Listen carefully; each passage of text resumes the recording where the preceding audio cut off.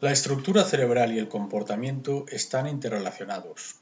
La salud del cerebro juega un papel crítico en el comportamiento humano. Es extremadamente importante que el individuo se familiarice con la estructura básica cerebral y su función. Esto no es la totalidad de la neurociencia, ni mucho menos, pero sí es el conocimiento básico más importante que hemos de conocer.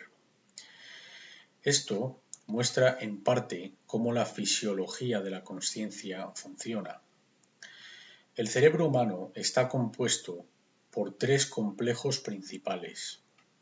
El complejo R, o cerebro reptiliano, facilita las funciones de supervivencia básicas. Es la parte que se activa cuando estamos en modo de atacar o huir, cuando la supervivencia está en juego. También controla los sistemas básicos de movimiento y el sistema respiratorio. La segunda parte del cerebro, que está por encima del complejo reptiliano, es el sistema límbico, el cerebro mamífero, que facilita las emociones y que permite que la emoción se perciba en la fisiología. Esto lo logra al liberar lo que se conocen como neuropéptidos en la sangre a través de diferentes glándulas que están en el sistema límbico. También se le conoce como el cerebro medio. Por último, la parte más alta del cerebro y también la más nueva en cuanto al progreso evolutivo se llama el telencéfalo, que es la materia gris del cerebro con los dos hemisferios. El neocórtex es donde la actividad electroquímica de los modos de pensamiento humano se generan, en la parte exterior del telencéfalo, que se la conoce como el neocórtex del cerebro humano. Es el que facilita las altas funciones de pensamiento de la consciencia. Esta es la parte que nos separa del reino animal. Las altas funciones de pensamiento, la lógica, la intuición y la creatividad. En esta diapositiva vemos el cerebro reptiliano en el tronco del cerebro y el cerebelo. En esencia, estas dos estructuras, el cerebelo y el tronco cerebral, constituyen el complejo reptiliano. Es la parte del cerebro cuya consciencia es la más baja. No hacemos ningún pensamiento con esta parte del cerebro. Esta es la parte reactiva del cerebro. Reacciona ante los estímulos. Este es el mecanismo que responde ante los estímulos. En la parte media del cerebro es donde se encuentran las glándulas conocidas como el tálamo, el hipotálamo, la pituitaria y la pineal, que componen el sistema límbico. Todas las emociones humanas son facilitadas y son posibles gracias a esta parte del cerebro. Si esta parte del cerebro no funcionase correctamente, no seríamos capaces de sentir toda la variedad de emociones humanas. La psicopatía es un síntoma de malfuncionamiento en esta parte del cerebro. En los psicópatas, esta parte del cerebro no funciona correctamente, bien sea por defecto de nacimiento o por condiciones en el transcurso de la vida, en las que el individuo en cuestión se mantiene crónicamente en el hemisferio izquierdo como hemisferio dominante, suprimiendo así la conexión con la parte femenina, que es la que está conectada con las emociones, en el hemisferio derecho. El neocórtex es la parte externa del telencéfalo, que es el cerebro humano. La palabra neo significa nuevo, siendo esta la parte más nueva del cerebro, evolutivamente hablando, y es la parte que facilita el pensamiento.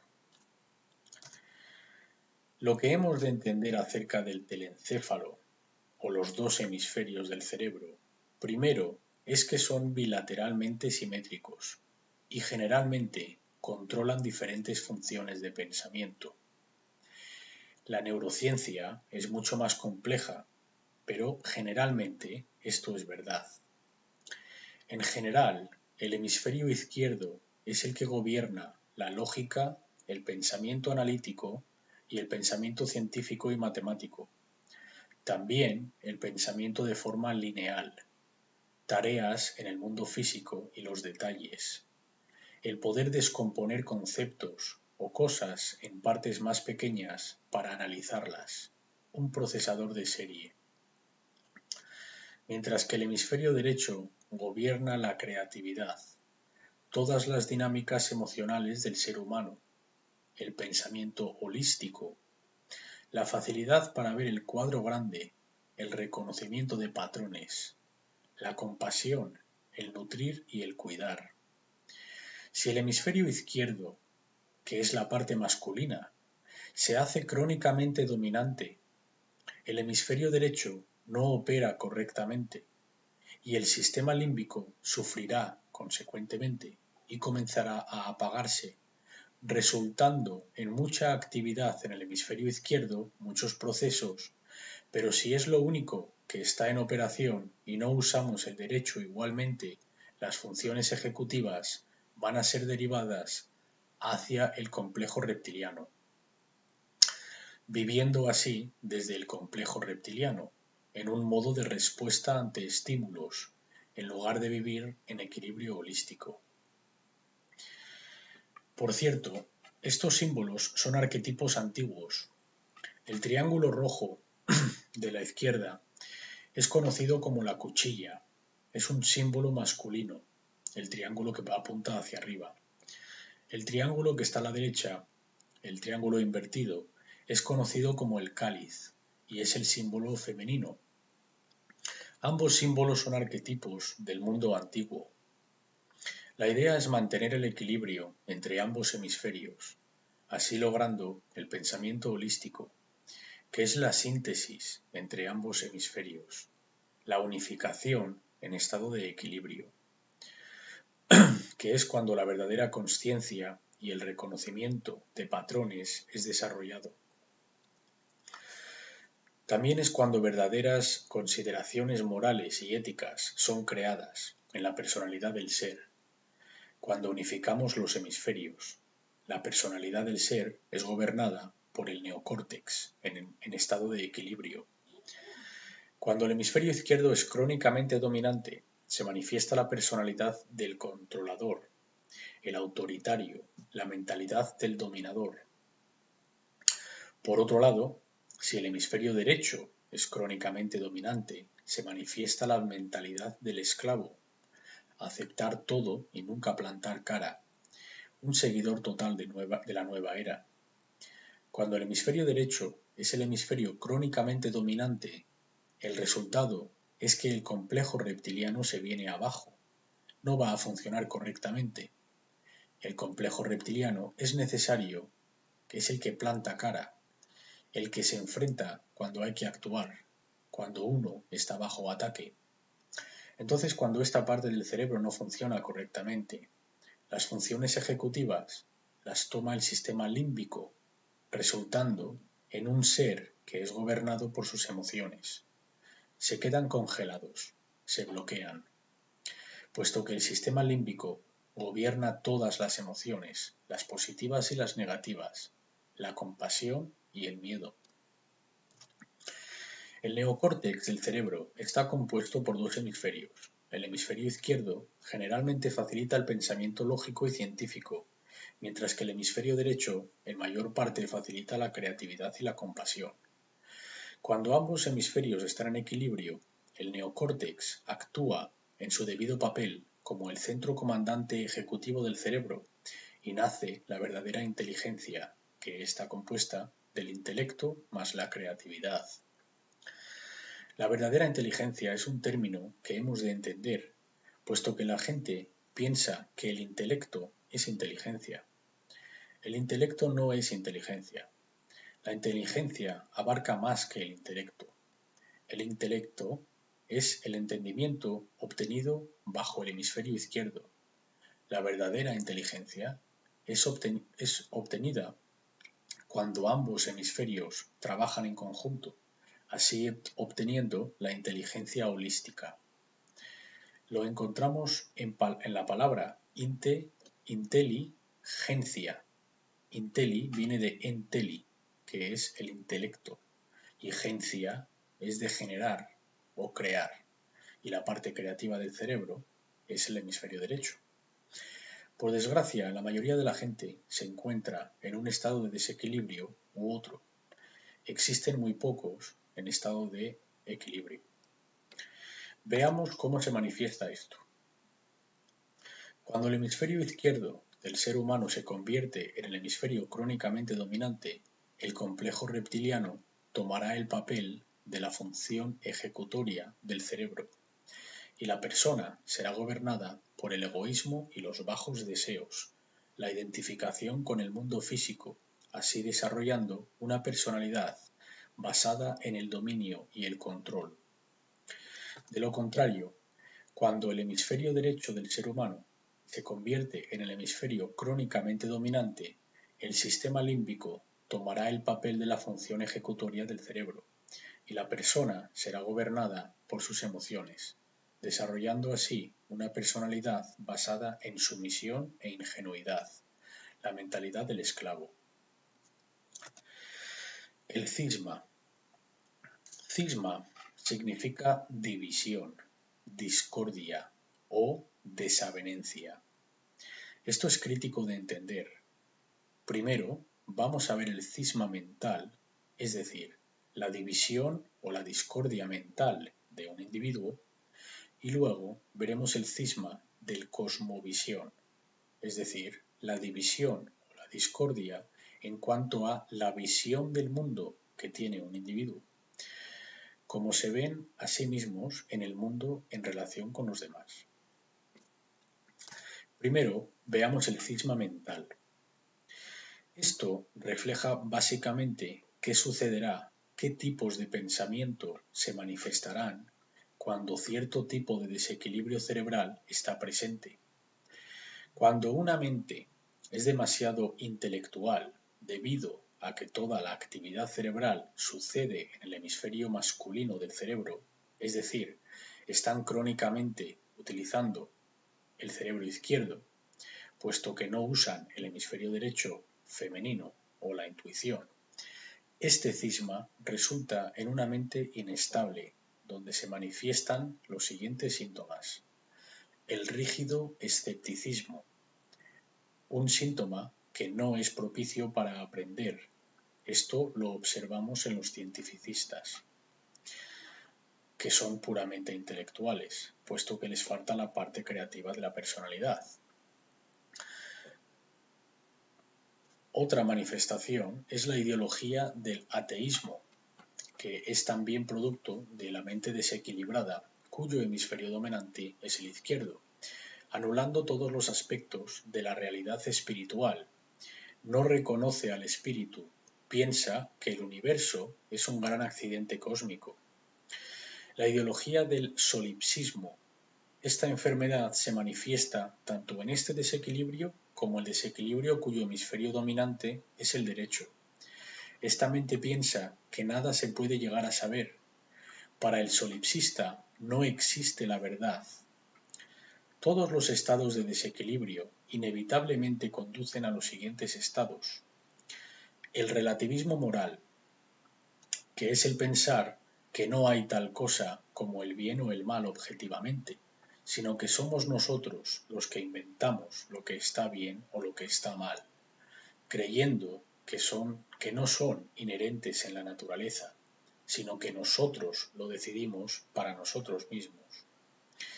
La ideología del darwinismo social, que es la idea en la que cierta clase de sociedad, cierto grupo, decide cómo el resto han de vivir, porque estos son los inteligentes, entre comillas, y esto les otorga derechos mágicos para dirigir a los demás, puesto que son los más aptos, según ellos, claro.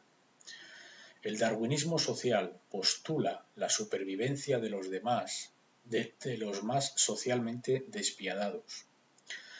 Muchos piensan que este es el orden natural. Esta enfermedad nace en una mente psicópata, cuyo resultado solo puede ser el caos. nace en una mente enferma que ha rechazado la verdad de que todo hombre ha nacido igual, y toda mujer, claro. No tiene nada que ver con la naturaleza ni con el orden, es precisamente lo opuesto. Todas estas ideologías son patentes del oscuro ocultismo, es decir, son ideologías que han sido creadas por los oscuros ocultistas para así conseguir mantener el desequilibrio. El relativismo moral es uno de los principios del satanismo. La ideología de la eugenasia son aquellos con tal desequilibrio cerebral cuyo hemisferio dominante crónico es el izquierdo, que piensan que son Dios. Por tanto, se creen con el derecho de decidir quién muere y quién vive. Se creen los controladores de quienes pueden reproducir y quienes no, es decir, quién vive y quién muere. Todas estas ideologías enfermas, desequilibradas, son formas de autoritarismo. La idea en la que el hombre es el autor, el creador, es decir, Dios. El hombre crea la ley, decide qué es el bien y qué es el mal, quién vive o quién muere. Esto es resultado de un extremo desequilibrio del hemisferio izquierdo. Ahora veremos los síntomas de un desequilibrio cuyo dominante es el hemisferio derecho. Observamos que es un desequilibrio similar al anterior, pero en una forma opuesta. El cerebro sigue completamente en desequilibrio, con lo que la persona no puede estar en estado superior de consciencia, por consiguiente, no es consciente de lo que sucede tanto dentro de sí mismo como a su alrededor. Pero los síntomas son generalmente opuestos con respecto al desequilibrio del hemisferio izquierdo. Entonces, la mente en estado de desequilibrio del hemisferio derecho como dominante conducirá a una mente ingenua. Se cree todo lo que se le dice. Acepta cosas de origen oficial, puesto que acepta la ilusión de la autoridad, sin investigar su validez o legitimidad por ella misma. Creencia ciega. Se cree en la próxima religión que se les presente. Solo se le ha de decir aquello que quieren oír y ya está, se lo creen. Básicamente, aquí se encuentran los seguidores de la nueva era, o cualquier seguidor de cualquier religión. Aquellos que confían en la ilusión del gobierno están bajo esta categoría, porque en líneas generales, en cuanto al dominio crónico del cerebro, si es el izquierdo, crea dominantes y el derecho crea esclavos. La religión extremista, el solipsismo, los sentimientos de indignidad, el odio hacia uno mismo, el aceptar órdenes de otros o ser un seguidor de órdenes, todos estos son síntomas de una mente desequilibrada que genera un esclavo voluntario, mientras que el opuesto desequilibrio genera un dominante psicópata. Todas estas ideologías actúan como control mental. Los creadores de estas ideologías de control de la mente mantienen ambos tipos de desequilibrios cerebrales. Les es indiferente en cuál de los dos estados de desequilibrio se encuentren las mentes de la gente, mientras estén en uno de estos estados. Mientras consigan mantener a algunos en estado de desequilibrio y otros en el otro estado de desequilibrio. Así consiguen que la dinámica juegue en contra de sí misma. Y como resultado de una población cuyas mentes están en desequilibrio, se manifestará un mundo en estado de prisión o control, es decir, bajo esclavitud, que es el que tenemos. Veamos ahora el cisma de la cosmovisión, que va de la mano del cisma mental. La cosmovisión es simplemente cómo vemos el mundo, cómo nos vemos dentro del mundo y cómo vemos a los demás. Cuando existe un desequilibrio cuyo hemisferio dominante es el izquierdo, la visión del mundo que emerge de este es uno de aleatoriedad. Esto es una marca del cientificismo. Esta ideología piensa que el mundo es un gran accidente cósmico, sin propósito y sin creador. Todo se manifiesta porque sí, de una singularidad, sin razón aparente, sin inteligencia subyacente en la naturaleza. La naturaleza está muerta, es una máquina mecanizada, que está aquí sin razón aparente. Por supuesto, no hay tal cosa como el espíritu, no hay tal cosa como una dimensión espiritual, no hay tal cosa como la ley natural, porque claro, para que alguien acepte la ley natural, ha de preguntarse de dónde procede esta. Yo he hecho encuestas y he preguntado a la gente, ¿crees que la ley natural existe? ¿Que hay una verdad objetiva? ¿Y la moralidad? Y 2/3 de la gente no lo acepta, no se lo creen. No creen en la realidad, en la verdad, ni en la moralidad objetiva. Se creen que todo es relativo y nosotros lo decidimos. Luego preguntas a la misma gente que si creen en el karma y casi el 90% creen que existe. Esto se conoce como disonancia cognitiva, donde la persona mantiene al mismo tiempo dos pensamientos que están en conflicto, es decir, dos pensamientos contradictorios. Primero, dicen que no creen que existe el bien y el mal objetivo, que son construcciones de la mente humana, y al mismo tiempo creen en el karma. Entonces, pregunto que qué puso el karma en funcionamiento. Si crees que existe la fuerza, si crees que existe el karma, ¿qué fuerza lo creó? ¿Qué lo puso en lugar? Y no tienes respuesta para ello, porque claro, para responder involucraría a un creador. Para el desequilibrio cuyo hemisferio dominante es el izquierdo, no existe la ley natural, ni el mundo o dominio espiritual. De hecho, ninguna existencia tiene propósito alguno más que el de seguir existiendo. La supervivencia es la más alta aspiración de un individuo bajo este tipo de desequilibrio.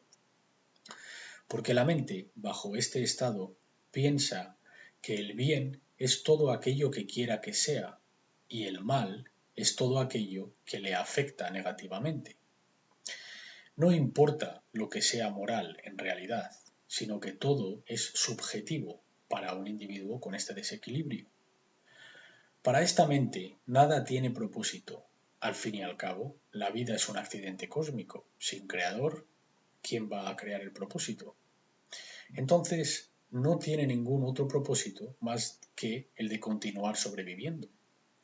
Entonces podemos observar que bajo este estado de desequilibrio cerebral, cuyo hemisferio dominante es el hemisferio izquierdo, el centro ejecutivo de órdenes es desviado al complejo reptiliano, que es la parte más baja de la consciencia en el cerebro humano. Básicamente es la consciencia animal. En el satanismo, la ley suprema es la supervivencia. Y en la ideología del darwinismo también. Esto es el mayor propósito de estas ideologías. En el satanismo lo llaman la preservación del individuo, y esto significa la preservación de los sistemas de creencias. Los sistemas de creencias que están sirviendo al individuo, al ego del individuo. Todas estas características de la cosmovisión aleatoria son patentes del cientificismo, ateísmo, totalitarismo y el oscuro ocultismo, es decir, el satanismo o el luciferismo oscuro, que es lo mismo. Por otro lado, el cisma de cosmovisión que se manifiesta en una mente desequilibrada cuyo hemisferio dominante crónico es el hemisferio derecho es la cosmovisión del determinismo. El determinismo es un cisma de cosmovisión que nace de la mente desequilibrada cuyo hemisferio dominante crónico es el derecho. Esta cosmovisión manifiesta impotencia, religiosidad y el rechazo de la libre voluntad. Este tipo de cosmovisión es el de los cumplidores de órdenes a ciegas. Solo hago mi trabajo, yo solo cumplo órdenes. Son esclavos voluntarios, que aceptan su condición como su posición en la vida. La ideología emergente de este cisma de cosmovisión determinista es la ideología en la que Dios controla todo lo que pasa en la creación. Nada sucede aleatoriamente, con lo cual no hay libre voluntad. Todo evento está preordenado. Muchos seguidores de religiones caen en esta ideología. Yo siempre digo que mi presentación va a hacer enfadar a todos. Nadie se libra. Y esto es lo que debería de hacer, porque de nuevo, la mayoría de las mentes están bajo una forma de desequilibrio u otra. La gente que cree en el gobierno y en el cientificismo se va a enfadar cuando hablo de esta forma de desequilibrio, cuyo dominante es el izquierdo. Y los religionistas y seguidores de la nueva era se van a enfadar cuando oigan la parte del desequilibrio dominante derecho. Bien, que todos se enfaden, ofendan. La verdad te hará enfadar y luego te liberará, si la aceptas, claro. Continuando con el cisma de cosmovisión de la mente dominantemente crónica derecha, puesto que todo está ordenado por Dios, los seres humanos somos totalmente impotentes, puesto que no podemos influenciar nada, según esta ideología, claro. Por consiguiente, ¿para qué tomar acción? No se puede cambiar nada. Esta es una gran patente de la religión de la nueva era. Tú acepta todo. Es igual que el mal esté presente a tu alrededor. No intervengas. Deja que continúe. Tú acepta todo. Solo observa. No intentes cambiar nada. Pues verás que esta actitud te va a arrastrar a tu esclavitud, porque es la mejor manera de amarrar más las cadenas. Esta ideología nace en la mente enferma de un esclavo. Sin eufemismos, vamos a llamar las cosas por su nombre. Resumiendo, el desequilibrio cerebral debido al uso crónico dominante en el hemisferio izquierdo se manifiesta el pensamiento del dueño de esclavos, el controlador, el dominante, mientras que el desequilibrio cerebral, cuando existe un uso crónico dominante en el hemisferio derecho, surge la mente del esclavo. Si deseamos un mundo que continúe propagando esclavitud, hemos de mantenernos en uno de estos estados de desequilibrio. De lo contrario, si queremos vivir en un planeta en libertad, armonizado con las leyes naturales y vivir para el bien común, hemos de unificar los hemisferios para obtener el balance. Aquí es donde reside la verdad, en el balance, en el equilibrio. La verdad es que el universo contiene ambos componentes. Existe un componente determinista y también existe un componente aleatorio. El componente determinista es la ley natural y el componente aleatorio es la libre voluntad. Esta es la verdad. Ambos componentes existen en cooperación y en conjunción el uno con el otro. El componente determinista es aquel que yo llamo la ley natural. Este ya está determinado, está creado, está funcionando, no puede ser alterado, no puede ser cambiado. Funciona sin fallar, 100% de las veces. Esto es determinado, es el componente determinado de la realidad. Pero también existe un componente aleatorio que funciona en conjunto con la ley natural, llamado la libre voluntad. Es nuestra habilidad para elegir nuestro comportamiento, para elegir hacer ciertas cosas y elegir no hacer ciertas cosas. Todo individuo lo tiene, independientemente de la posición, de la circunstancia o de su origen. Todo ser humano, todo ser individual que sea capaz de pensar, es superdotado con la libre voluntad, con el poder de la libre elección. Este es un regalo de la creación en sí. Podemos elegir lo que hacer y lo que no hacer. Nadie puede hacer que alguien haga algo como un robot, aunque haya gente que lo intenta.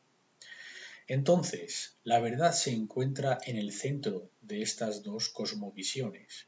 Hay un componente determinista llamado ley natural y un componente aleatorio llamado la libre voluntad, nuestra habilidad para elegir nuestro comportamiento libremente. Veamos ahora un debate que lleva existiendo desde tiempo inmemorial, la naturaleza humana. ¿Cuál es la naturaleza humana? ¿Es demoníaca o es angelical? ¿Cuál es su esencia? Yo diría que ninguna de estas dos. Verás. Si preguntamos cuál es la naturaleza de este proyector, cuál es la naturaleza de este ordenador, cuál es la naturaleza del ser humano, la naturaleza del proyector es proyectar imágenes, para eso fue diseñado. La naturaleza del ordenador es computar información. La naturaleza del ser humano es que el ser humano es programable.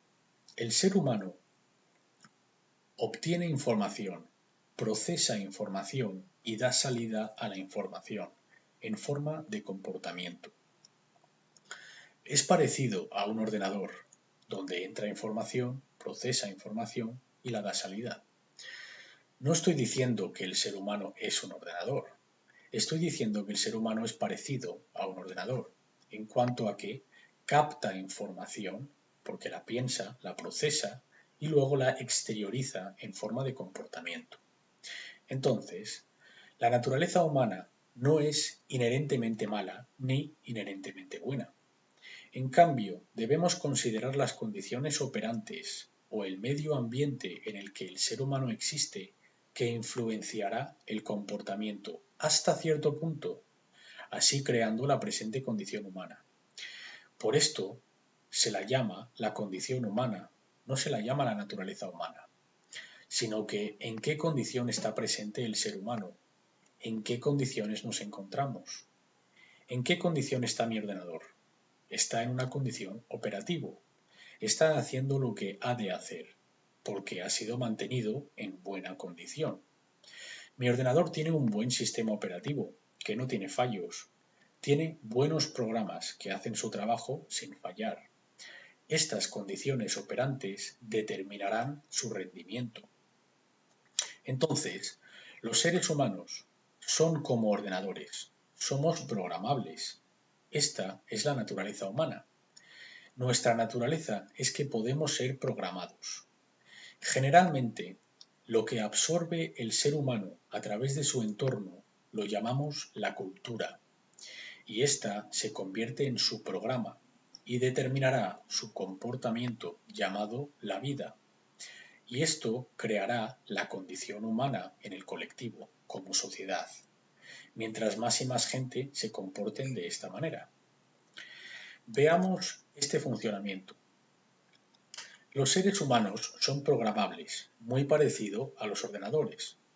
Al igual que un ordenador, si un ser humano ha tenido un mal formateo de sistema, es decir, malas condiciones durante sus años formativos, un sistema operativo malo, es decir, una cultura basada en la ignorancia, y encima malos programas, siendo estos las creencias dogmáticas, rígidas y erróneas, su comportamiento o salida en pantalla llamada la vida también será mala y contribuirá a condiciones deteriorantes en una escala masiva. Entonces, semejante a un ordenador, la condición del ser humano en gran parte dependerá de su programación. Si entra basura, saldrá basura. Si entra calidad, saldrá calidad. Cuando adquirimos un ordenador, lo primero que hacemos es formatearlo, es decir, prepararlo para recibir un sistema operativo, que es lo que va a controlar las operaciones internas, su uso de memoria, etc. Entonces, un crío, durante sus primeros 6 años de la vida, es muy semejante a este proceso de formateo. De hecho, a este tiempo lo llamamos los años formativos, porque esto es lo que se conoce como el formato. Su sistema operativo, durante estos años formativos, será compuesto por todo aquello que el crío absorba a través de sus padres y todos los sitios donde adquiera información, siendo el colegio, la televisión, los libros, otra gente, etc. Entonces, si todo está mal, es decir, si los tres componentes son desfavorables porque el formateo es malo, no se le ha enseñado principios morales en sus años formativos, la cultura es mala, puesto que está creciendo en un mal ambiente, una mala cultura donde se compadece el relativismo moral y no se entiende la ley natural, y los programas absorbidos por el crío son malos, es decir, sistemas de creencia no basados en la verdad, ¿cuál crees que será el comportamiento de este ser? ¿Va a ser bueno o va a ser caótico? Esto solo puede contribuir a condiciones deteriorantes en escala masiva. Por el contrario, si introducimos calidad, el comportamiento será de calidad y lograremos aquello que deseamos eficientemente y armónicamente. Aquí tenemos un diagrama muy simple. Si conseguimos un buen entendimiento de este diagrama, entenderemos el funcionamiento de la ley natural. El primer nivel, la caja azul, representa el conocimiento o la falta de este. El conocimiento es la información disponible. Con esto empezamos. Esto constituye el conocimiento potencial, que puede convertirse en entendimiento si es absorbido y agregado. Este conocimiento puede ser reunido, procesado y entendido, y después aplicado, es decir, actuar en consecuencia. Este nivel, el del conocimiento, también se le conoce como el nivel de gramática de este proceso de tres partes que voy a explicar. También podemos referirnos a este nivel como el nivel de entrada, si nos referimos, digamos, jerga de ordenador, o la fase de programación. El siguiente nivel, la caja rojiza, representa el entendimiento o falta de este. Una vez hayamos adquirido la información o el conocimiento del anterior nivel, entonces podemos alcanzar su entendimiento, es decir, saber lo que significa dicho conocimiento, capaces de reconocer el patrón. Esta es la segunda fase del proceso. Si obtenemos el entendimiento debido al proceso de la toma de decisiones, estaremos en armonía con aquello que decidimos querer. Es decir, sabemos lo que queremos y entendemos lo que es requerido para manifestar aquello que queremos. Esto es el entendimiento, es el proceso de decisiones que ocurren en la mente. Estas decisiones son elegidas por el individuo y están basadas en la información disponible. Entonces podrás ver que si la información o el conocimiento está ocultado o no es obtenido o está siendo rechazado, nunca podremos llegar al siguiente nivel, el del entendimiento. No se llegará al segundo nivel, con lo que no podremos crear la realidad que deseamos que se manifieste. La tercera fase de este proceso, representado por la caja verde, se llama la sabiduría o falta de esta, y corresponde a lo que hacemos con lo que sabemos, puesto que lo hemos entendido en el nivel anterior. Este nivel se llama sabiduría o falta de esta. Este es el nivel de acción. Es el comportamiento del individuo, el comportamiento elegido a través de su libre voluntad. Estará basado en la calidad de su proceso para tomar decisiones que están ocurriendo en su mente. Este proceso, como ya hemos visto, está basado en la información disponible. Entonces, este es el nivel del comportamiento. La gente no piensa en sabiduría como comportamiento o acción, piensa que es saber, pues no lo es. La sabiduría es lo que hacemos con lo que sabemos. Sabiduría no es conocimiento. La sabiduría no es entendimiento. La sabiduría es comportamiento, o sea, acción. Es lo que hacemos con lo que sabemos. La sabiduría es la aplicación del entendimiento sobre el conocimiento. Este es el programa que vas a ejecutar en el ordenador en el que has formateado correctamente e instalado un sistema operativo que funciona bien. El programa es la acción. Así es como la realidad es creada. Primero, empezamos con la información disponible, que puede ser convertida en conocimiento tras el proceso de toma de decisiones y filtrado de dicha información para eliminar inconsistencias. Esta puede conducir al entendimiento. A continuación, este entendimiento, tras nuestra voluntad libre de toma de decisiones, puede convertirse en acción en el mundo. Cuando está hecho correctamente, es decir, basado en la moralidad y ética en la mente, a esto se le conoce como sabiduría. Cuando está hecho incorrectamente, lo llamamos locura y conduce a más y más caos. Entonces, basándonos en estos tres procesos, al final, algo es generado. Este es el cuarto nivel, representado por la caja grisácea. Algo se manifiesta físicamente en el mundo real, por decirlo de alguna manera. Entonces, la realidad manifestada se basa en el comportamiento colectivo. Ninguna persona es capaz de crear la realidad que experimentamos todos. Esta se manifiesta a través del colectivo. En el colectivo estamos creando la realidad que compartimos. El conjunto de los comportamientos juntos crean el resultado en la pantalla de la vida, llamada el mundo, con un resultado generado, siendo este de orden o caótico, dependiendo del comportamiento del colectivo.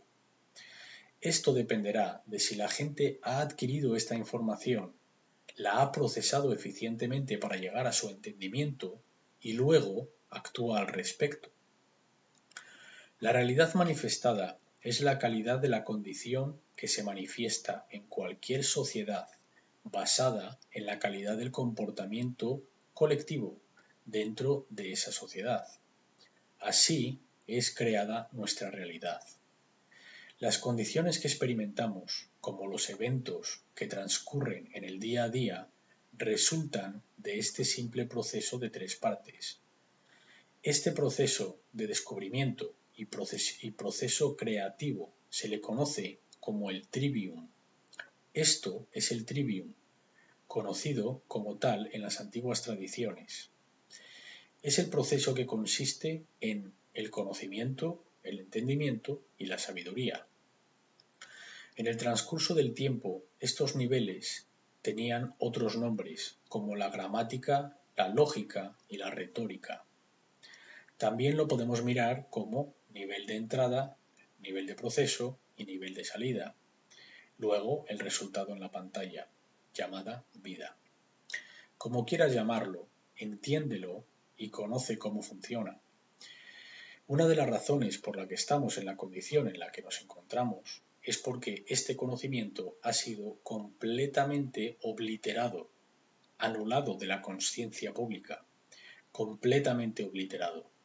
Es una pena que cuando preguntas a la gente que si conoce el trivium, la gran mayoría, no ha oído hablar de él. El trivium es la metodología clásica de educación para las artes libres. Quieren intentar eliminar como puedan este conocimiento de la vista pública. No quieren que la gente entienda cómo funciona este proceso en absoluto. Por esto, ha sido eliminado de las escuelas públicas. Y por esto, mientras la sociedad siga tal y como está, nunca lo incluirán de nuevo en la educación pública. Yo tuve la ventaja de acudir a un colegio en el que nos obligaron a aprender latín y griego. Esto fue de gran ventaja para el conocimiento de la lingüística. Tuve que leer y traducir algunos diarios de guerra de Julio César en latín. En uno de ellos, los romanos, César, incluido en una campaña de Gal, ahora conocida como Francia, César está acumulando a sus tropas para entrar más adentro en Gal. Las tropas están esparcidas en campañas donde se encuentran tanto los soldados como los esclavos, que son los encargados de trasladar el equipo, las armas y todos los bultos pesados. Son los que hacen el trabajo pesado. Y según va pasando César, observa cómo uno de sus centuriones está enseñando a uno de los esclavos el método del trivium. César le coge y muy severamente le dice: como te atrevas a enseñar a un esclavo más nuestro método de aprendizaje, pronto ellos no querrán ser esclavos. Habrá un levantamiento si saben lo que sabemos nosotros, si conocen nuestro método para descubrir la verdad. Le dijo: si te vuelvo a pillar haciendo esto de nuevo, te soltaré en el desierto de Gal, y que los galeses se ocupen de ti, que sabían que el Imperio Romano querían conquistar a su gente. Básicamente, le estaba diciendo que sería su sentencia de muerte, pero ni tan siquiera se encargaría a César de hacerlo él mismo, sino que dejaría que el enemigo se encargase. Esto es el poder del trivium. Investígalo, estúdialo, entiéndelo y vívelo. Ese es mi consejo. Así es como creamos nuestra realidad eficientemente o destructivamente. Veamos ahora algunos de los principios de la ley natural. En mi seminario extensivo, que duró 6 semanas, entro en gran profundidad en cada uno de estos principios. Esto no es lo que voy a hacer aquí, puesto que no hay suficiente tiempo, pero voy a explicar brevemente los principios de la ley natural. La palabra principios proviene del sustantivo latín principia, que significa lo primero, lo principal, el jefe, el líder, lo más necesario, uséase, aquello que más importa, lo primero, lo fundamental que hay que entender antes de nada. Los principios han de estar primero, y este es el problema. Nuestra sociedad no pone a los principios primero, sino que primero están las trivialidades. Y no vivimos en una sociedad a la que le importe que los principios no sean lo primero. Lo primero es lo primero. Los principios son lo primero. Veamos los principios subyacentes de la ley natural. Las cosas más importantes, que es lo que los principios deberían de significar. Cuando preguntas a la gente que defina principio, la respuesta que deberíamos de obtener sería la cosa más importante. Cuando yo he preguntado a grupos de gente cuál es lo más importante, muy pocos han contestado con los principios. La mayoría dicen la familia, los amigos, etc. Cuando la gente me oye decir que esto está al revés, es decir, que lo primero han de ser los principios antes que la familia, antes que la amistad, me dicen que soy muy frío. Lo que yo digo es que la conexión familiar, sea la que sea, madre-hijo, padre-hijo, tío-sobrino, etc., no importa tanto como los principios. No digo que no importa, digo que no es tan importante como los principios. Digo que has de poner los principios primero, de lo contrario, todas estas relaciones son insignificantes, carecen de valor alguno, a no ser que estén basadas en principios. Esto es la razón por la que tantas relaciones son disfuncionales.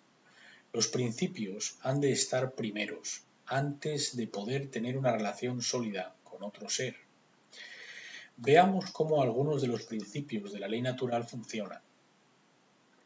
Esto es lo que yo llamo los principios generales de la ley natural. La ley natural es expresada a través de 7 principios subyacentes, básicos, más al que yo llamo el octavo principio o el principio oculto. Este octavo une a todos los otros 7 principios.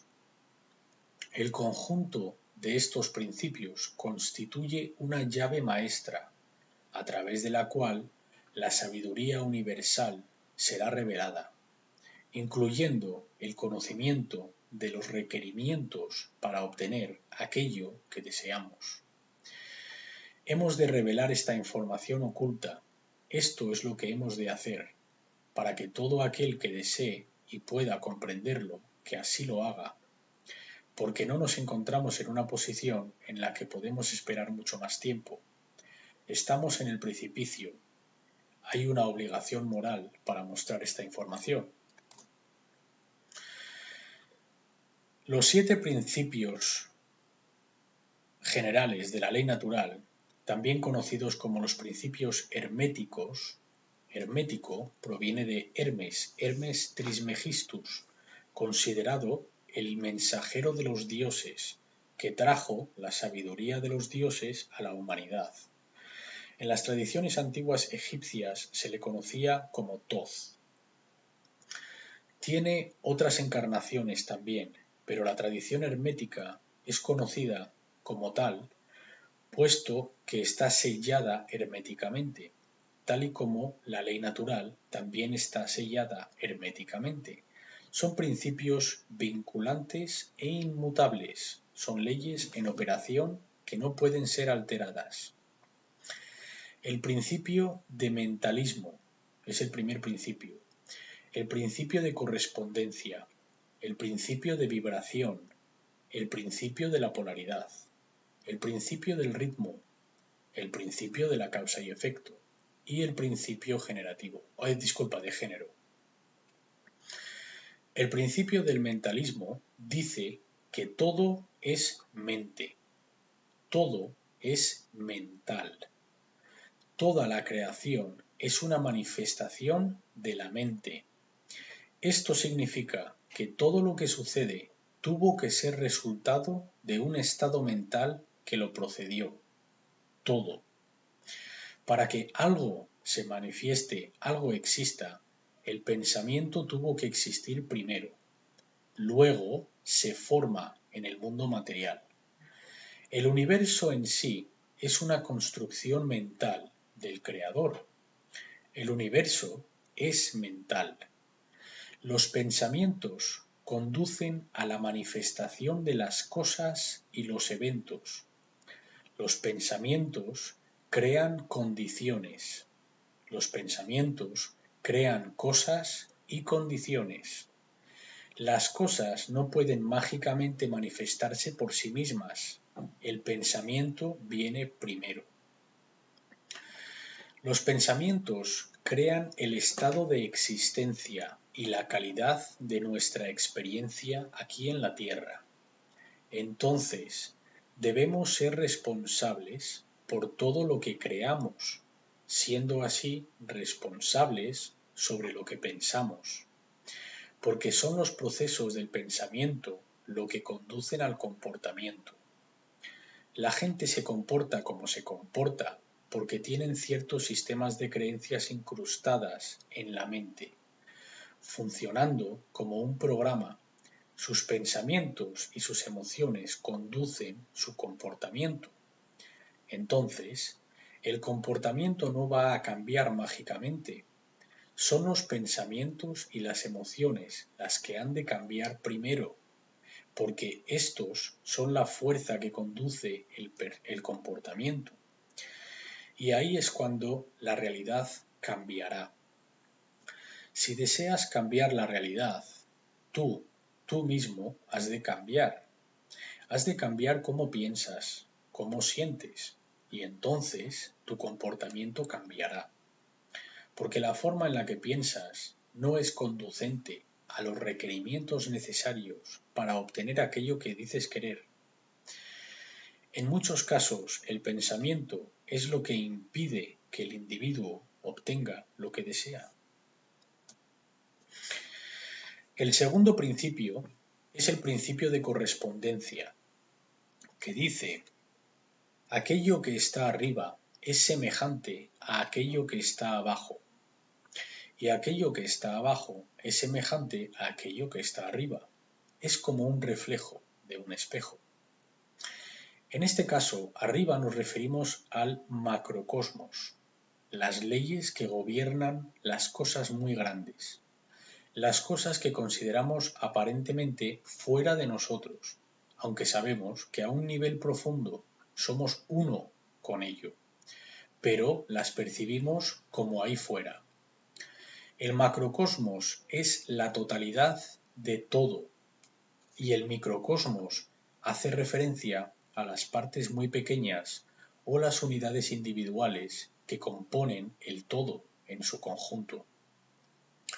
Son reflejos de sí mismos, no pueden ser separados entre sí. Tal como va uno, va el otro. El universo es un sistema holográfico. Una holografía es una imagen de 2 dimensiones a la cual, cuando la pasamos un láser a través de ella, proyecta una imagen tridimensional, de 2D a 3D. Por eso la llamamos la holografía. Es porque holo se refiere a holístico, completo. Esto es debido a que si dividimos una holografía en diferentes componentes, cada componente es la misma imagen que la imagen completa con la que empezamos. Es decir, si cogemos una holografía y la cortamos en 4 partes, no obtenemos como resultado 4 partes de la imagen. Es decir, un cuarto de imagen por cada una de las secciones, sino que obtenemos 4 imágenes completas que pierden su resolución por un cuarto.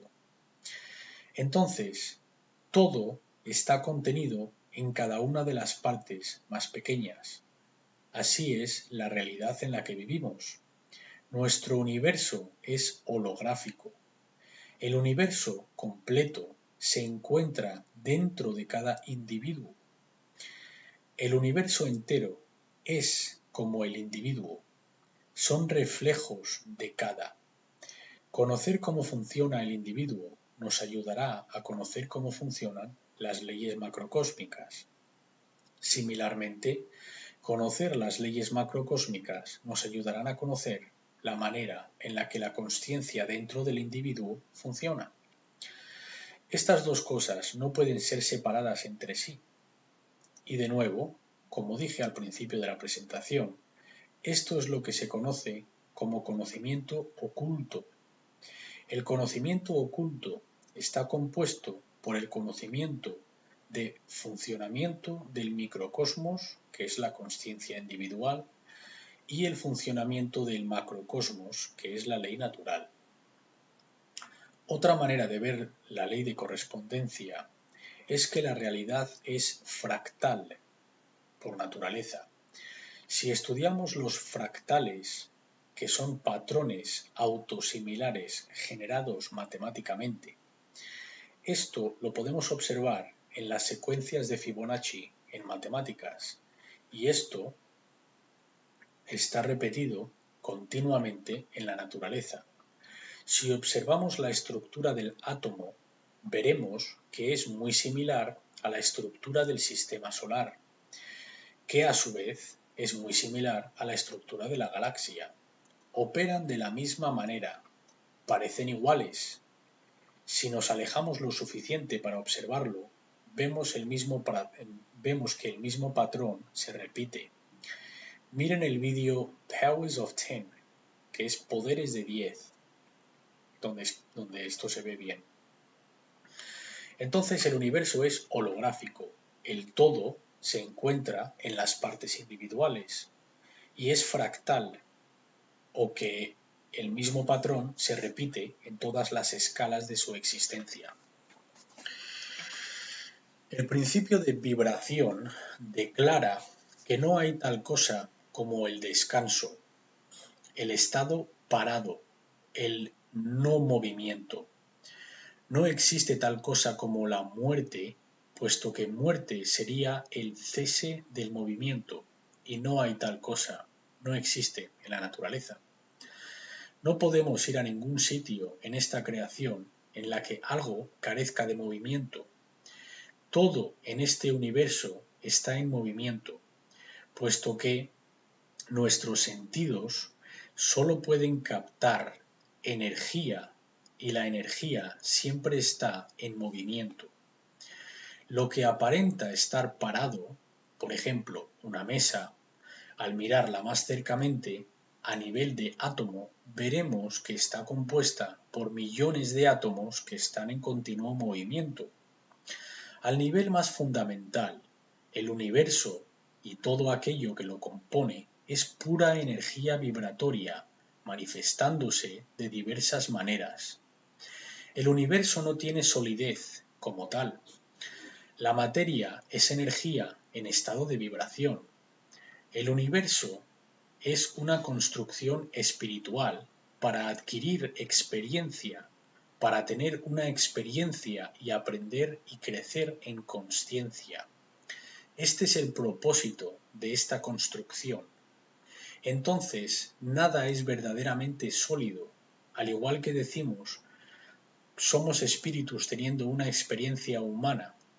El universo entero es espiritual, teniendo una experiencia en solidez aparente. El principio de polaridad declara que todo tiene una naturaleza dual. Hay polaridades en todo lo que existe. Todos tienen su pareja opuesta. Son idénticos en naturaleza, pero distintos en grado. Por ejemplo, el calor y el frío. ¿Son verdaderamente opuestos? A nuestro nivel de percepción, son opuestos, pero en realidad hay una energía llamada calor. Cuando esta energía está concentrada en un lugar determinado, decimos que aquello está caliente. Si carece de esta energía, decimos que está frío. Entonces, el frío y el calor hacen referencia a la misma cosa. Hablan de energía calorífica o falta de esta. El calor es energía caliente y el frío es la falta de energía caliente. Igual que luz y oscuridad, decimos que son opuestos, pero en realidad hablamos de luz o falta de esta. El conocimiento y la ignorancia son la misma cosa, porque la verdad siempre está presente. Con lo que la diferencia en si la verdad es percibida y aceptada o rechazada. Son idénticos en naturaleza pero distinto en grado. Los extremos se pueden unir y mezclar, como el masculino y el femenino, a cierto nivel en la realidad. Todo lo que aparenta contradictorio puede ser reconciliado, de nuevo, a cierto nivel, a nivel del campo unificado. Todo es consciencia, pura consciencia. Sin embargo, en este nivel material, al que llamamos el mundo físico, hay diferencias de consciencia. En este nivel hay cosas que están sucediendo que hemos de entender. A este nivel hay cosas que hemos de corregir, rectificar, porque importan. Sí que importan. Las paradojas pueden ser reconciliadas, pero solo a ciertos niveles, no en este. Aquí hemos de plantar los pies en la tierra, en el dominio físico. El principio de ritmo dice que todo fluye fuera y dentro, todo tiene su marea, todas las cosas se levantan y se caen, todo tiene su ritmo o un vaivén. Existen las tendencias energéticas. El movimiento del péndulo se manifiesta en todo lo que percibimos. La medida del movimiento hacia arriba, hacia la izquierda, es la medida del movimiento hacia la derecha. El ritmo compensará. Cuando hablamos de ley natural, hemos de entender que la tendencia es sólo eso, tendencia, hacia donde nos lleva o hacia donde nos dirige, pero no significa que está escrito en piedra, como que tiene que ser así ahora. Una de las cosas que las tradiciones herméticas enseñaban hablando de estos principios, es que pueden ser superados por altos niveles de consciencia. Este es uno de ellos. El ritmo es la tendencia hacia donde algo fluye. Imaginémonos un río que termina en un acantilado enorme, unas grandes cataratas. La tendencia del agua, la corriente, es hacia las cataratas, hacia abajo. Si uno se encuentra en el río y flota, la tendencia le llevará hacia el precipicio. Pero si usa su voluntad, puede contrarrestar esta tendencia o inercia, la corriente, sobre todo cuanto más lejos esté de las cataratas, es decir, al comienzo del río, la corriente es más suave y poca voluntad es requerida para salir de ese peligro.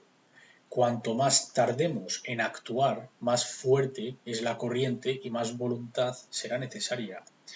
Y en cierto punto la voluntad no podrá con la tendencia. Esto es la tendencia, es solo tendencia. Ahora nos encontramos en tendencia donde las energías no fluyen, puesto que es un reflujo. Entonces se requiere más energía para resistir la tendencia. Esto no significa que no hay nada que se pueda hacer, solo que la tendencia está en contra y más voluntad es requerida para mover la consciencia. En otros momentos, la consciencia está fluyendo con el flujo natural y se requiere menos voluntad para mover hacia adelante. Por desgracia, no estamos viviendo en este momento. Estamos en lo que muchos investigadores llaman el Kali Yuga, o la era de la oscuridad y la destrucción. Este es el punto en el que el flujo de la consciencia obtiene la mayor resistencia y se va a requerir mucho más esfuerzo para romper estos sistemas de creencias que no sirven a quienes somos. Están basados en la mentira y el engaño. El principio de la causa y efecto. Dice que todo efecto es conducido por la causa que lo genera. La causa viene primero, luego se manifiestan las condiciones, el efecto. El principio de causa y efecto declara que cada causa tiene su efecto y todo efecto tiene su causa. Todo lo que ocurre, ocurre de acuerdo con la ley natural. La oportunidad es una ley no reconocida. Hay muchos planos de causa, pero nada escapa a la ley. Por supuesto que existe la libre voluntad. Esto no significa que podemos ignorar la ley natural sin consecuencias. De nuevo, estamos sometidos a estas leyes, lo querramos o no. Por ejemplo, si me encuentro en un precipicio, puedo elegir voluntariamente saltar o no.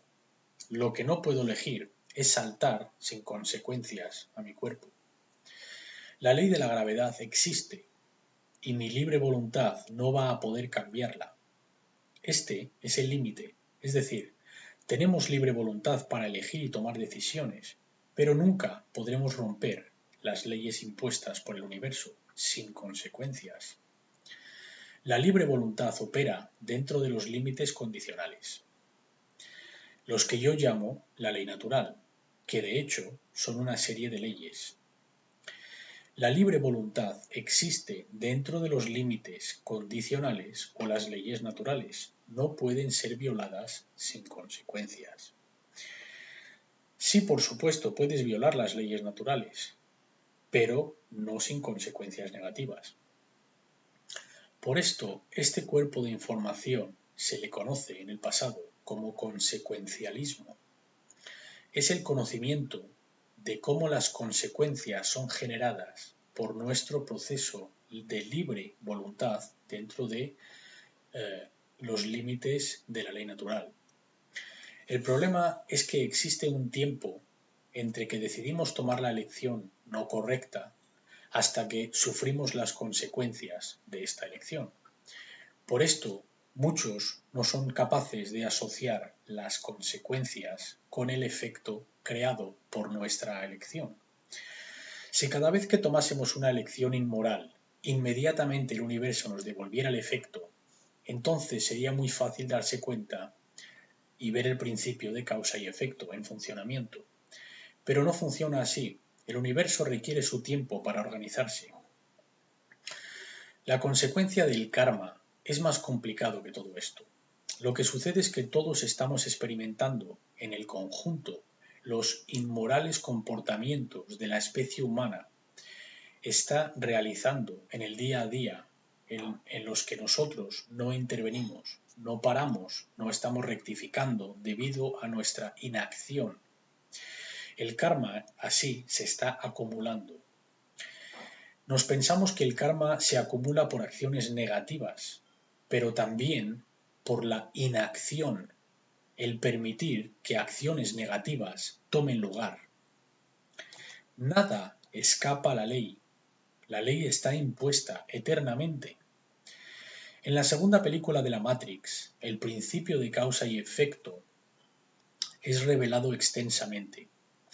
La escena que mejor lo expone es cuando el carácter del merovingio les dice a los héroes que quieren ser liberados de la Matrix y de su control, les dice: vosotros venís a mí sin saber por qué estáis en esta situación. No entendéis los factores causantes que os han conducido a esta situación. Por consiguiente, os presentáis sin ningún poder para efectuar el cambio. Es decir, que sois impotentes. ¿Por qué habría de ayudaros?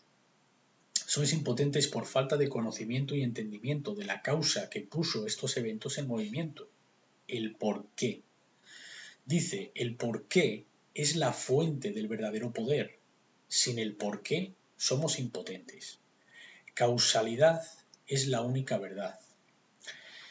Esta es una técnica muy utilizada en Hollywood, donde las palabras de la verdad salen del villano, aunque luego aprovechan para introducir una mentira. Y es cuando, por ejemplo, el merovingio dice que la libre voluntad es una ilusión. Esto es un engaño. La libre voluntad, por supuesto que existe. En la escena es cuando Morfeo le dice que todo comienza con la libre elección y el merovingio dice que no. Aquí es donde los manipuladores, los oscuros ocultistas, te muestran la verdad y la envenenan con una mentira que quieren que aceptes.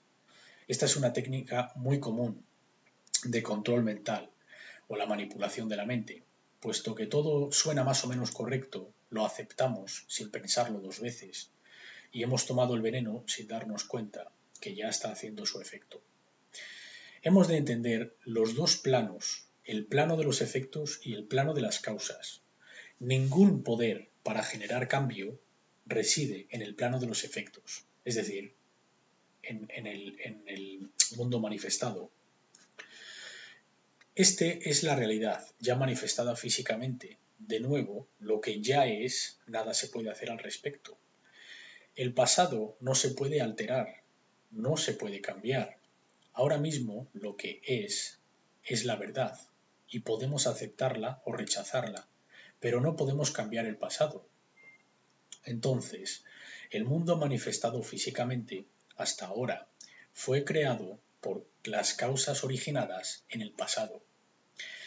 El plano de los efectos o el mundo físico es donde las realidades son manifestadas.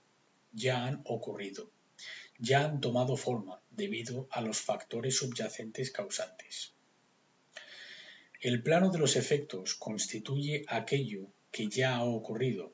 Por consiguiente, ningún poder para alterar cambio ocurre aquí, porque aquello que ya ha ocurrido no puede deshacerse. Se ha convertido en lo que es decir, en la verdad. La consciencia humana parece estar atrapada en el plano de los efectos. Significa que la humanidad, como especie, se mantiene en ignorancia de las causas subyacentes que ella misma ha puesto en movimiento, ha generado, y está conduciendo al sufrimiento autoimpuesto en sus propias vidas. Si estamos atrapados en este nivel, en el plano de los efectos o en el mundo físico, lo que estamos haciendo es viendo los síntomas, viviendo en los síntomas. Y estamos atrapados en los síntomas. Como cuando pensamos que hay una solución política, solo tenemos que votar a la gente correcta. o que hay una solución financiera, solo tenemos que cambiar ciertas pólizas, o que hay una solución científica, solo tenemos que crear máquinas para que cambien la forma en la que vivimos y ya está. Así pensando que todo esto va a poderse hacer mientras la esclavitud siga existiendo, pues buena suerte. Soy un orador en eventos de energía libre y gratis y gratuita. También en eventos de extraterrestres, donde la mayoría piensan que pronto tendremos energía gratis para todos. Pronto va a desmantelar todos los secretos extraterrestres y van a salir a la luz. Todo esto mientras sigamos en un estado de esclavitud. Buena suerte. Las cosas que dicen querer son imposibles. Estas dos comunidades no hablan de moralidad. Piensan que vamos a tener energía gratuita, pero que nada va a cambiar con respecto a la estructura social y que mágicamente esta energía gratuita nos va a salvar. Es decir, que seguiremos bajo un estado de esclavitud, pero la energía gratis estará aquí y el mundo mágicamente será un lugar mejor.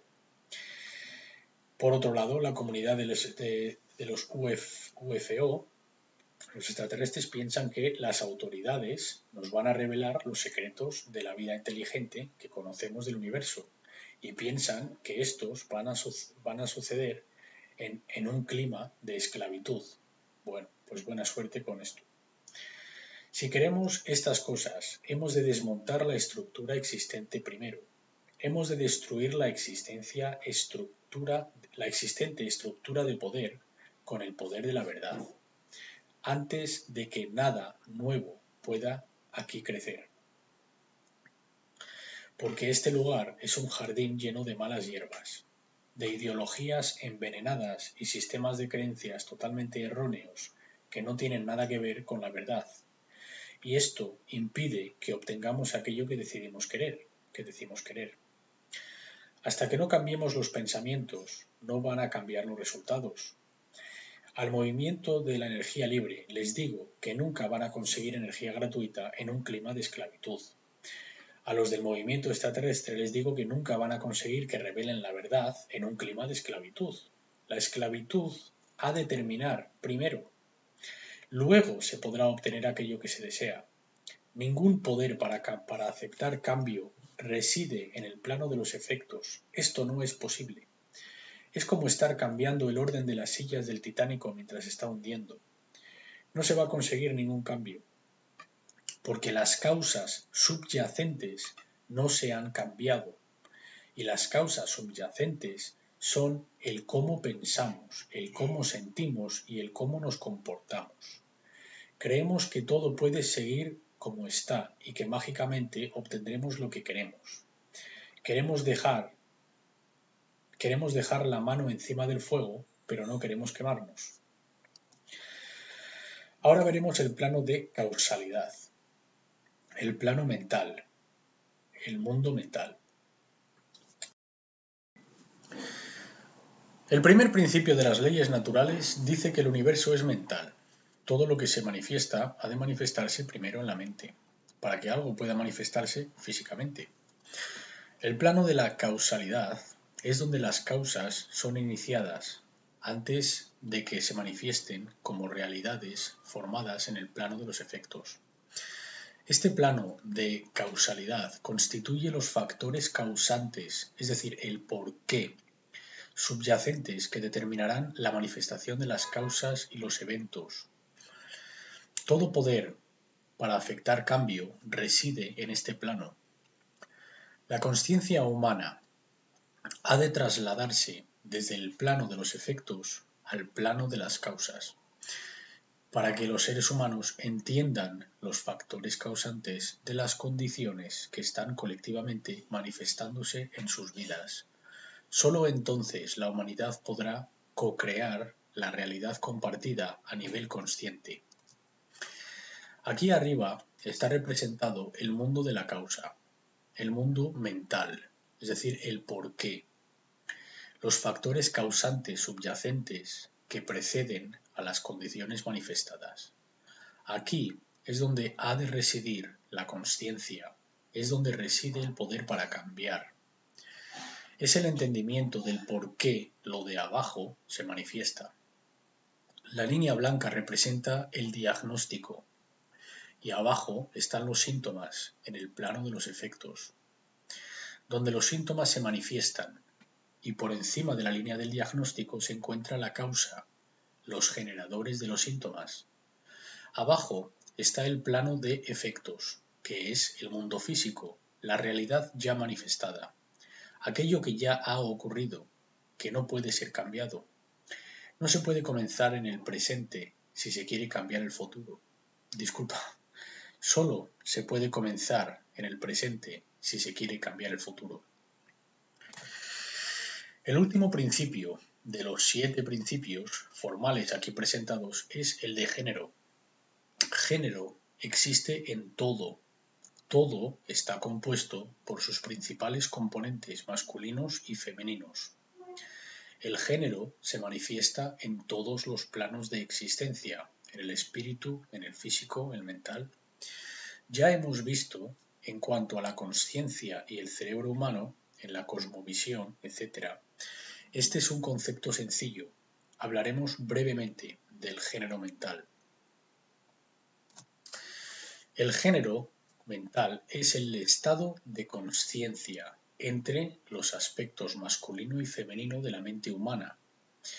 Nuestro hemisferio izquierdo del cerebro gran parte facilita el aspecto masculino de la mente o el intelecto. Estos son los procesos de pensamiento lineales, como la lógica y la analítica, mientras que el hemisferio derecho de la mente en gran parte facilita el aspecto femenino o la intuición. Son los poderes de pensamiento holísticos, creativos y compasivos. A esta sección la llamo el principio perdido de la ley natural. Une a todos los otros principios. Yo la llamo principio encapsulante. Es el contenedor donde se encuentran todos los otros principios, pero está perdido porque no lo estamos ejercitando. Este símbolo se conoce como la semilla de la vida. Una semilla crece, genera algo, crea algo. Una semilla tiene una cáscara o un caparazón, cuyo núcleo contiene todo el código genético generativo.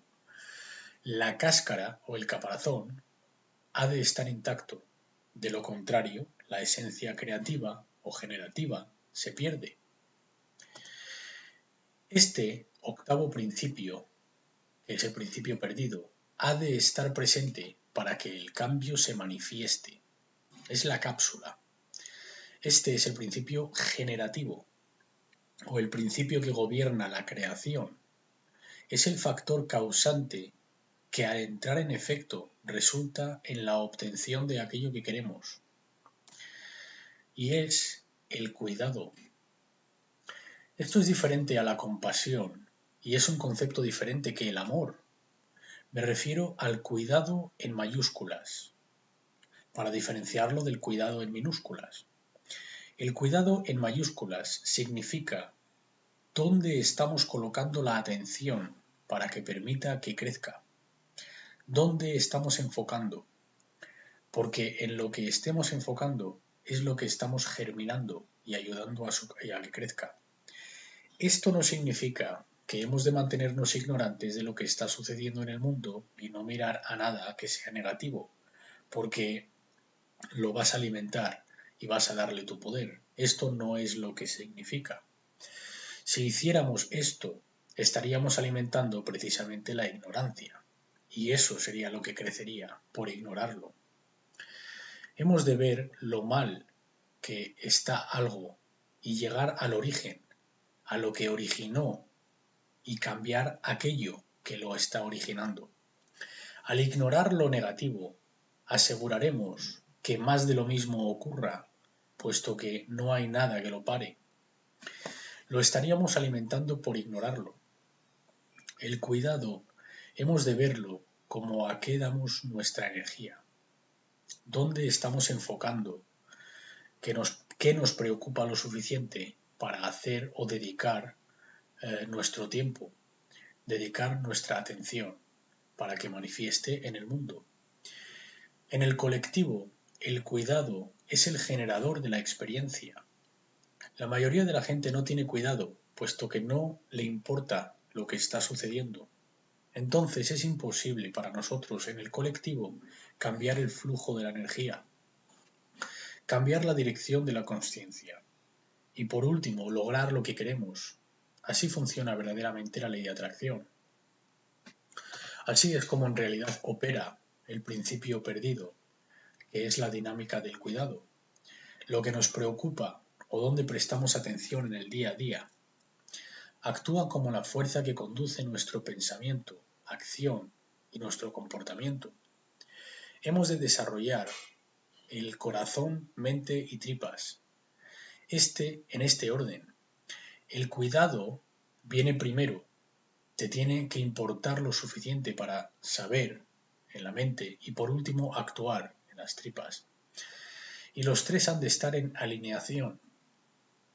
Esto es la consciencia en unidad, la unificación de los pensamientos, las emociones y las acciones. Los tres aspectos de la consciencia, de tal manera que no existe contradicción entre estos tres, entre esta Trinidad. De forma que tal y como pensamos, sentimos y actuamos, sin contradicciones. Esto es la consciencia unitaria. El cuidado se puede ver como el generador de la calidad de nuestra experiencia. La palabra generativa procede del latín genere, que significa crear. El corazón es como una bomba dentro del cuerpo. Es un generador que proporciona energía, mueve a la fuerza de la vida a través de la sangre en el cuerpo. En la antigüedad se decía que la fuerza de la vida se encontraba en la sangre. Es el corazón el que bombardea esta fuerza en todo el cuerpo. Y hemos hablado de la importancia del cerebro en el cuerpo, pero es el corazón el generador de la experiencia. Porque aquello que nos importa, donde ponemos el cuidado, es lo que pensamos y por lo tanto nos comportaremos y actuaremos en consecuencia. Si estás familiarizado con el símbolo masónico de la escuadra y el compás, la G en el medio, en el nivel más alto masónico, no en el nivel exotérico, con la X, de los iniciados, donde se les dice que significa solamente God, Dios, o G por geometría, sino que en los niveles más altos te dirán que significa gnosis, G-N-O-S-E-S, que en griego significa conocimiento. Y en los niveles de los iluminados superiores al grado 32, revelarán el verdadero significado de la G, y este es el generativo, el principio generativo. Generativo significa génesis, la creación.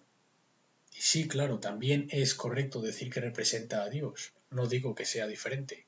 También representa la geometría, puesto que son las formas creadas en el mundo físico. Son todo esto, pero en distintos niveles.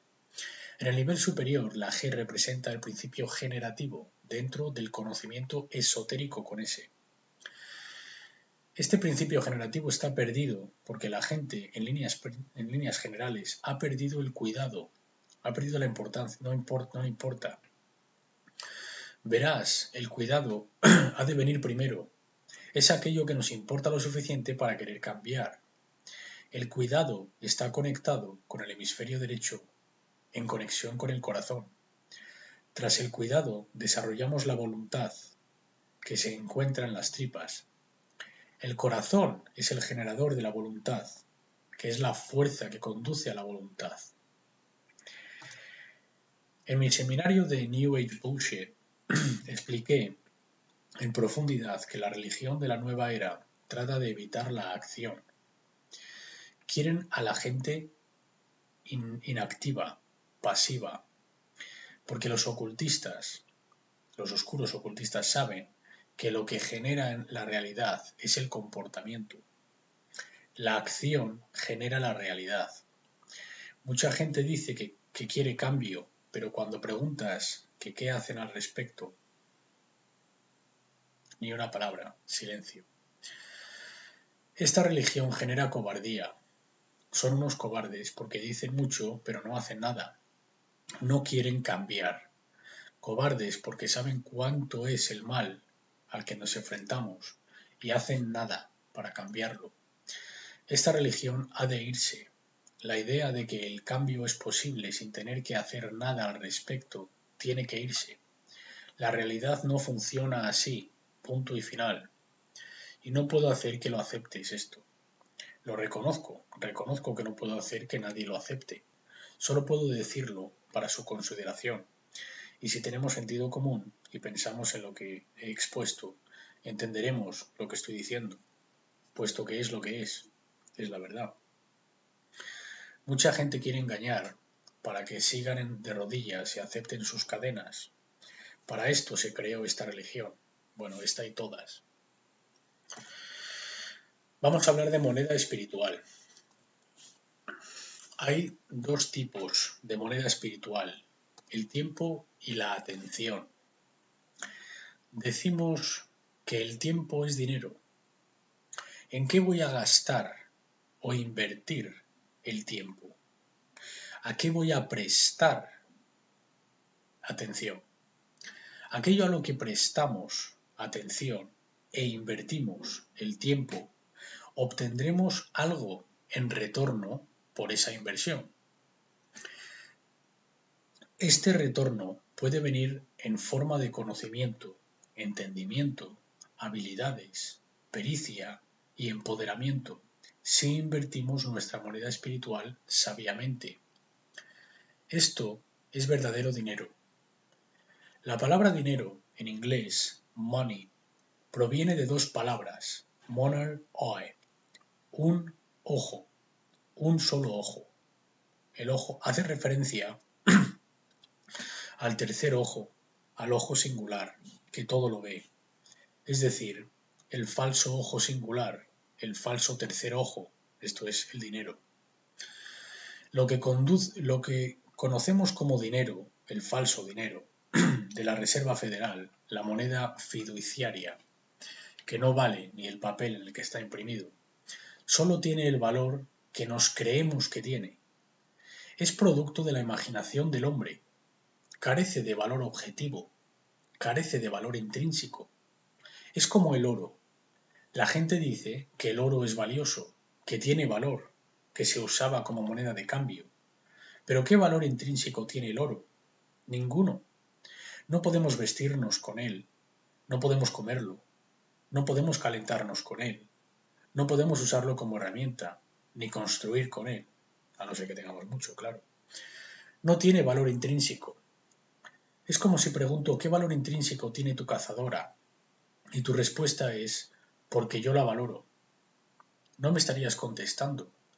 Tu cazadora tiene valor intrínseco porque si tienes frío, te protege del frío, te da calor. Esto es valor intrínseco, tiene una utilidad, cubre una necesidad, algo que ni el dinero, ni el oro, ni la plata tienen. Bueno, el oro en una sociedad tecnológica se usa para hacer componentes electrónicos, esto es verdad, pero intrínseco significa en la naturaleza. El dinero se dice que es la moneda de cambio, no lo es, esto es incorrecto. Esto no es lo que es el dinero, es lo que pensamos que es, porque somos ignorantes de lo que en verdad es. El dinero es el limitador de energía del sistema. Es la resistencia del sistema, la resistencia al cambio en el sistema. Actúa como resistencia, porque mientras la modalidad de dinero siga existiendo, va a ser extremadamente difícil conseguir cambio verdadero. Como verás, yo consigo hacer enfadar a todo el mundo, no se libra a nadie, porque digo que la religión ha de irse, el cientificismo ha de irse, el dinero ha de irse, la política ha de irse, porque todos estos son religiones. Y la religión es una atadura, es lo que está frenando el cambio.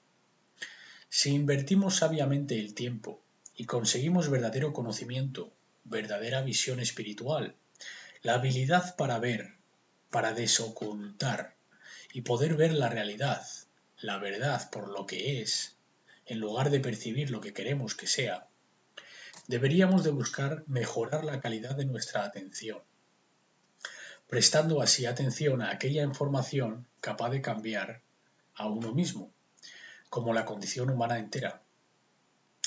Tal esfuerzo constituirá una valiosa inversión de nuestro tiempo.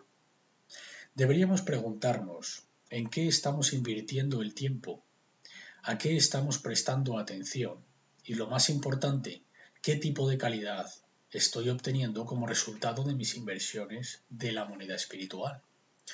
Si la mayoría del tiempo la empleamos en tonterías y trivialidades, tales como la televisión, los deportes, las distracciones, los entretenimientos, vamos a obtener un retorno de esa inversión y este va a ser muy bajo. No va a resultar en mucho conocimiento, entendimiento y sabiduría. Este gráfico indica cómo la calidad de nuestra atención en el colectivo, que es creado por el conjunto de los individuos, representa la calidad de la atención colectiva como especie, y cómo ésta afectará a nuestro mundo de acuerdo al principio de correspondencia, que declara que, tal como las unidades del microcosmos, así será el macrocosmos.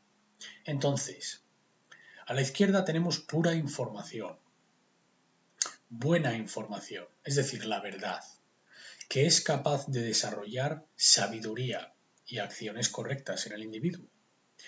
A la derecha está la información corrupta, que procede de los medios de televisión, las religiones, los gobiernos, las instituciones, los colegios, etc. Ahora, todos van a tomar un poco de cada, una mezcla de estas dos informaciones. La meta está en purificar. Si tomamos mala comida, obtenemos mala salud. Si tomamos mala información, obtenemos mal comportamiento, generando así sufrimiento autoimpuesto. Hemos de purificar. Los cubos representan las consciencias de los individuos y el conjunto de los cubos generan la calidad del agua. Y este agua va a la gran piscina llamada el mundo. Todos los individuos traen su cubo. El resultado o la calidad del agua, el de la piscina, el mundo, va a depender de la calidad del agua de los cubos individuales. Nuestro trabajo consiste en cerrar la válvula de la información corrupta, es decir, el agua sucia, para que solo fluya el agua pura. Así, dejaremos de generar sufrimiento autoimpuesto. De lo contrario, vamos a nadar en la mierda y crear muchos problemas para nosotros. Entonces, ¿a qué dedicamos nuestro tiempo? ¿A qué estamos prestando atención? ¿Estamos invirtiendo el tiempo en la caja hipnótica, la supresión del conocimiento y del espíritu? ¿O estamos invirtiendo el tiempo en la búsqueda de la sabiduría? En desarrollar conocimiento, convirtiéndolo en entendimiento y procesándolo, y luego convirtiéndolo en sabiduría a través del comportamiento correcto. Hemos de leer para esto. La lectura es requerida. Los antiguos romanos tenían dos definiciones para la palabra liber. Estas son libre, es decir, no un esclavo, y también libro. También es la base de la palabra libertad. También librería. Viene de ahí, que es donde podemos ir a hacernos libres si leemos los libros correctos. Ahora, el mundo es nuestra biblioteca. Hemos reunido toda la información, todas las tradiciones de misterio. Toda la información está al alcance de nuestros dedos. Nunca hemos tenido tal oportunidad. ¿Y qué hacemos? Hemos de preguntarnos si estamos invirtiendo nuestro tiempo sabiamente para adquirir verdadero dinero espiritual.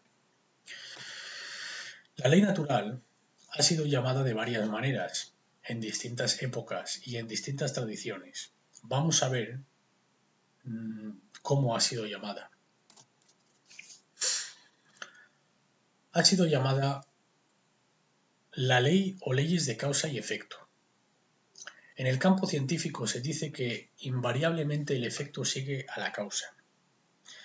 También se dice que por toda acción existe una reacción igual y opuesta. Hay una consecuencia cuando una acción es tomada. En círculos de la nueva era se conoce como ley o leyes de atracción, que dicen que la energía que se emite es la energía que se atrae. La energía fluye hacia donde la atención es dirigida. Tal y como pensamos, sentimos y actuamos, así seremos. También se la conoce como la ley del karma o ley moral, que dice que cosechamos lo que sembramos. También se la conoce como la ley de oro, que dice no hagas al prójimo aquello que no desees para ti.